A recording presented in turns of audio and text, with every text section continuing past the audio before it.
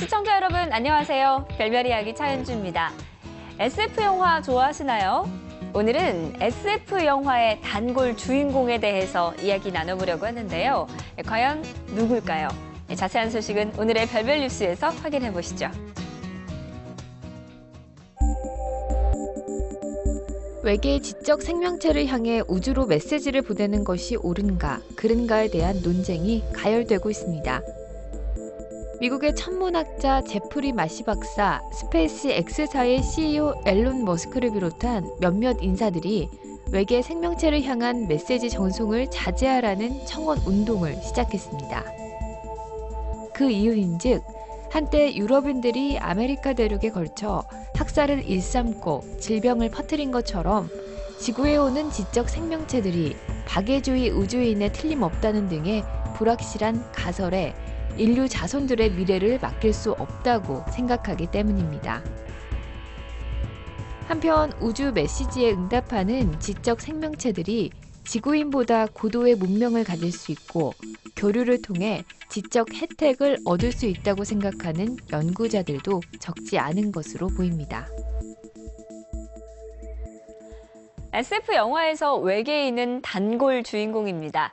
스티븐 스필버그의 E.T. 영화에서는 지구인과 친구가 되는 착한 외계인이 등장을 하는데, 하지만 대부분의 영화 속에서 외계인은 지구를 침공하는 악당으로 그려지죠. 최근 천문학자들과 SF 작가, 그리고 우주 사업가들 사이에서 외계인과 관련된 논쟁이 벌어졌다라고 하는데요. 어떤 논쟁일까요? 오늘도 이태영 교수님과 함께 자세한 이야기 들어보겠습니다. 네, 교수님 안녕하세요. 네, 안녕하십니까. 네, 어떤 논쟁인가요? 네, 지난 2월에 이제 미국 과학자들의 모임이 있었어요. 네. 거기에서 이제 그 스페이스 X사의 그 CEO죠. 앨런 머스크하고 그 행성들을 굉장히 많이 발견해서 그 행성 사냥꾼이라는 이름이 붙여져 있는 그 제프리 머시라는 박사가 네. 이 앞으로 외계에 그 메시지를 전송하는 것을 중단해달라. 이런 청원 운동을 시작한 거예요. 그동안 뭐 메시지를 우주로 보냈었나요? 그렇죠. 이제 우리가 알게 모르게 많이 보냈는데, 물론 이제 지구에서 여러 가지 전파들이 외계에 나가고 있지만, 우리가 이제 능동적으로 1974년도에는 우리가 전파망원경으로 우주에다 메시지를 쏜 적도 있어요. 그래요? 지구를 갖다 상징하는 태양계에 태양이 있고 행성들이 있고, 세 번째 지구가 있고, 거기에 이러저러한 뭐 유전 정보를 갖고 있는 인간들이 있고, 이런 것들을, 여기는 지구니까 나와라 오바 하면서 이제 쓴 적이 있는데, 1914년 같은 경우에는 이제 발사한 곳이 한 2만 5천 광년 떨어져 있는 구상성단이에요. 네. 가는데 2만 5천 년, 오는데 2만 5천 년, 5만 년 걸려요. 그 대답을 받으려면. 그러니까 좀 황당한 거였고요. 그거 말고도 이제 보이저호가 태양계의 거의 끝을 지나가고 있다라고 이제 가끔 말씀드렸는데, 네. 보이저호에는 이제 지구의 정보를 담고 있고, 또 인간들이 각 나라마다의 뭐 인사말이라든가 여러 가지 목소리도 담겨져 있고, 지구와 인간들이 상징하는 여러 가지 자료들이 담겨져 있거든요. 아니 그러면 왜 반대를 하는 건가요? 네네. 그러니까 이 반대한 측에서는 뭐냐면, 그런 우리가 여기 있다는 것을 알렸을 경우에 네. 우리 인간보다 높은 문명을 갖고 있는 곳에서 이것을 보고서 여기 인간들이 있구나, 와가지고 지구를 점령하고 인간을 죽이지 않겠느냐.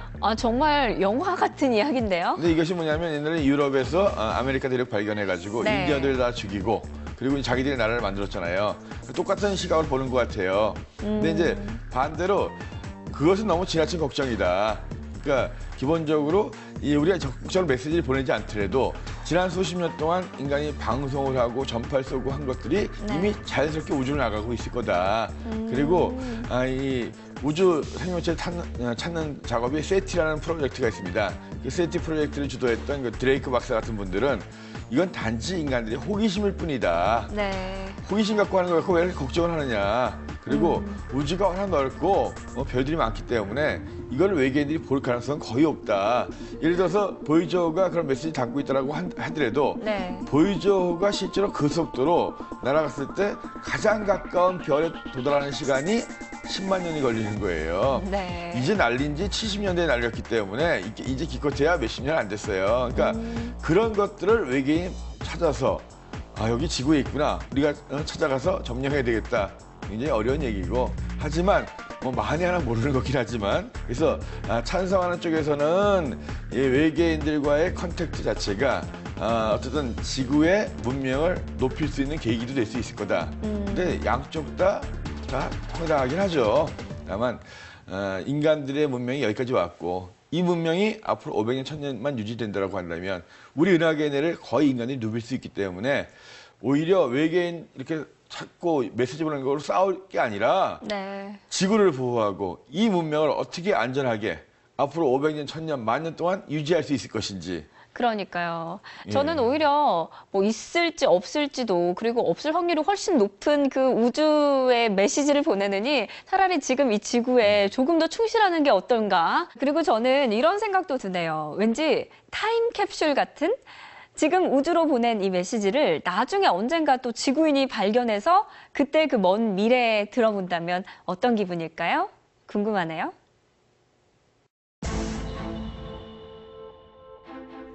일부 과학자들이 우주의 붕괴가 예상보다 임박해 있다는 주장을 펼쳤습니다. 최근 새로운 연구에 따르면 은하들이 수십억 년 내에 갈갈이 찢어질 수 있으며 결국 우주는 언젠가 팽창을 멈추고 수축하기 시작해 대함몰로 종말을 맞을 것이라는 주장입니다. 이러한 가설이 만약 사실이라면 암흑 에너지의 존재와 우주의 가속 팽창 원인에 대한 해답을 얻을 수 있을지도 모르며 우주적인 척도로 봤을 때 그리 오랜 시간이 남지 않은 것으로 보입니다. 생명은 태어나고 성장하고 그리고 죽습니다. 저마다의 수명을 갖고 있죠. 그렇다면 우주는 어떨까요? 무한할 것만 같은 이 우주의 시간도 지금 거의 임박했다라는 주장이 나오고 있습니다. 이게 어떤 이야기인지 교수님과 다시 한번 이야기 나눠볼게요. 교수님, 이게 웬 무서운 이야기인가요? 네, 정말 황당하게 들릴 수 있는 이야기죠. 네. 뭐든지 시작이 있으면 끝이 있다. 이것이 우리가 알고 있는 진리죠. 네. 우주가 138억 년 전에 하나의 점에서 대폭발, 빅뱅을 일으키고 빛보다 빠른 속도로 팽창하는 기간도 있었고 지금도 굉장히 빠르게 팽창을 하고 있다. 이것이 이제 우리가 알고 있는 우주에 대한 기본 상식이에요. 근데 이 우주가 언젠가 다시 죽을 것이다. 그래서 우주가 끝이 있을 것이다. 그런데 지금 임박했다라는 주장이 나왔거든요. 네네. 이건 바로 이제 얼마 안 남았다는 소리잖아요. 네, 뭐 우주적인 시간으로 임박한 거하고 우리 시간으로 임박한 건 틀리죠. 그러니까 네. 우주가 팽창을 관측하다 보니까 상당히 최근 들어서 빛보다 빠르게 팽창하고 있다는 것이 이제 알려지고 있어요. 근데 이것이 이제 그러면 계속 팽창하는 것이 아니겠느냐? 우주가 처음에 뻥 터졌습니다. 팽창을 합니다. 우주에 물질들이 많다면 어느 순간 중력으로 팽창을 멈추게 하고 다시 수축이 될 거예요. 이거 이제 빅뱅 대폭발의 반대로 이제 대수축 뭐 이런 식으로 얘기할 수 있는데요. 빅크런치라고 얘기합니다. 그래서 네. 이 대폭발의 반대인 빅크런치가 올 수 있지 않느냐. 근데 문제는 뭐냐면 우리가 우주에 있는 물질이 얼마인지 모르는 거예요. 네. 얼마인지 알아야지 중력이 얼마나 되고 이것을 멈추게 할 수 있는지 아는 거죠. 근데 우리 눈으로 볼 수 있는 물질들은 실제로 한 4%밖에 안 돼요. 네. 우주에 100이라는 물질이 있다면 우리 눈에 보이는 물질은 4%밖에 안 됩니다. 그럼 나머지는 뭔가요? 나머지는 이제 암흑 물질이니 암흑 에너지니 하는 거예요. 그중에 이제 한 25% 정도가 암흑 물질이라고 하는 것으로서 눈에는 안 보이지만 질량을 우리가 느낄 수 있는 그런 것들이고 나머지 한 75% 정도는 아예 보이지도 않는 우주를 팽창하게 하는 그 진공 에너지라는 겁니다. 네. 근데 이제 결국은 이 암흑 물질과 진공 에너지를 다 계산해야지만이 얼마나 우주의 중력이 얼마나 되고 그로 인해서 이제 다시 팽창을 계속 할 건지 수축을 할 건지 알게 되는데요.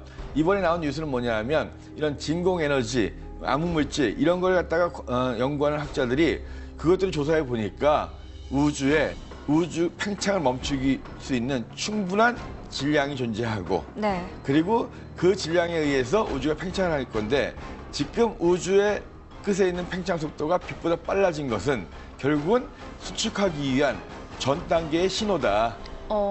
그렇다면 이 이론에 따르면 우주는 한꺼번에 확 수축하면서 그냥 사라져버리는 종말을 맞는 건가요? 그러니까 우리가 여기까지 팽창하는데 네. 138억 년 걸렸어요. 그럼 이거 수축하려면 역시 또 100억 년 이상이 걸립니다. 물론 그 사이에 물론 밀도가 높아지기도 하고 뭐 여러 가지 뭐 변화가 있긴 하겠지만 최소한 수십억 년 이상이에요. 지구에 그 영향이 미치려면. 그러니까 정말 이 사람들의 말이 맞다라고 하더라도 결국 우주가 다시 수축을 해서 우리 지구에 영향을 미치고 가려면 수십억 년은 지나야 됩니다.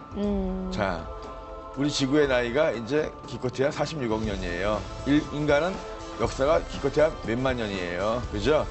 우리 좀 전에 1000년 정도 오면 지구를 벗어나서 우주 민족이 되겠다는 얘기를 했었는데 물론 이럴 수도 있습니다. 정말 우주가 계속 팽창할 건지 네. 다시 멈추고 수출할 건지 경우의 수는 굉장히 많아요. 근데 어떤 경우가 되더라도 최소한 수십억 년 이상 후의 일이고 그리고 그것이 인간에 미치는 영향 최소한 우리가 지구가 존재하는 동안은 거의 없을 거예요. 사실 네. 아직까지 뭐 피부로 와닿지는 않는 그런 이게 문제네요. 피부에 와닿으면 문제가 있는 거죠. 최소한 수십억, 100억 년 이상 얘기하고 있는데. 네, 네. 맞습니다. 시작이 있으면 끝이 있다. 정말 우주도 피해갈 수 없는 이 거대한 진리 앞에 우리가 할 수 있는 건 그냥 하루하루 최선을 다하는 일 정도일 것 같네요. 별별 뉴스에서 다음 시간에 전해드릴 새로운 소식도 기대해 주세요.